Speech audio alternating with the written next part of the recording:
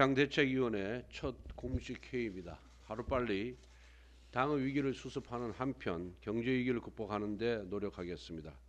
어제 윤석열 대통령께서 취임 100일 기념 기자회견이 있었습니다. 지난 100일 동안 정책적 방향과 성과를 잘 보여준 자리였다고 생각합니다.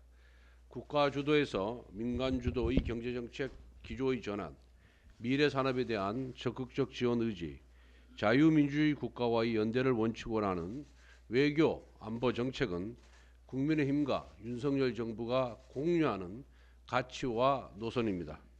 또한 부동산 가격의 안정화와 방산산업 수출, 규제 합리화 등은 당정이 함께 노력해서 만들어야 될 성과라고 생각합니다.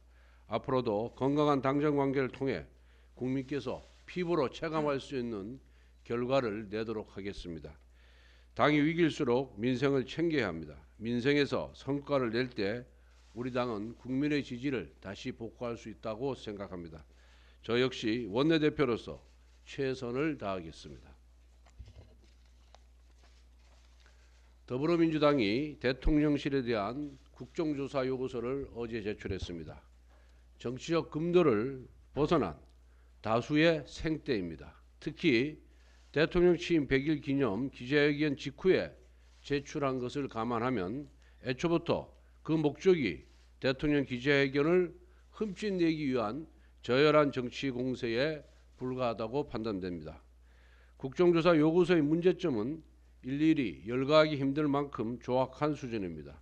그중 몇 가지만 말씀드리겠습니다. 먼저 민주당의 국정조사 요구서는 사적 채용이라는 표현부터 잘못되었습니다.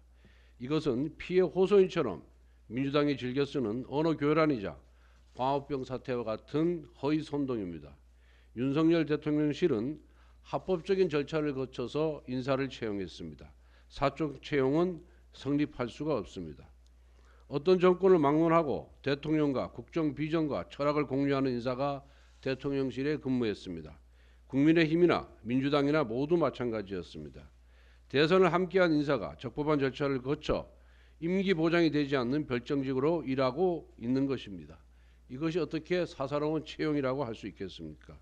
또한 민주당은 국정조사라는 개념도 이해하지 못하고 있습니다.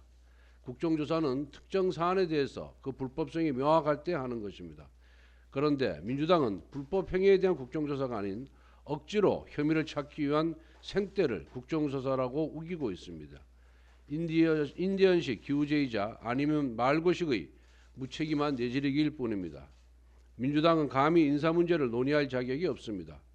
김정숙 여사의 단골 디자이너 딸이 청와대 행정용으로 근무한 점, 문재인 대통령 변호사 시절의 동료가 청와대의 인사수석과 법제처장으로 근무한 점, 문재인 대통령 운전기사가 파격적으로 청와대의 상급 행정관으로 기용된 점, 문재인 캠프 출신의 마약 거래자가 청와대 5급 행정관으로 임명된 점, 친문위원 보좌관 출신으로 해경 인사를 자주지했던 청와대의 민정수석실의 행정관으로 근무한 점, 조국 전 법무부 장관의 정책보좌관 출신이 청와대 의전비서관실 3급 행정관으로 보임된 점, 20대의 1급 청년 비서관 등 국민적 공분을 샀던 내로남불 문재인 청와대의 인사 채용 논란은 열거하기도 힘들 정처로 많이 있습니다.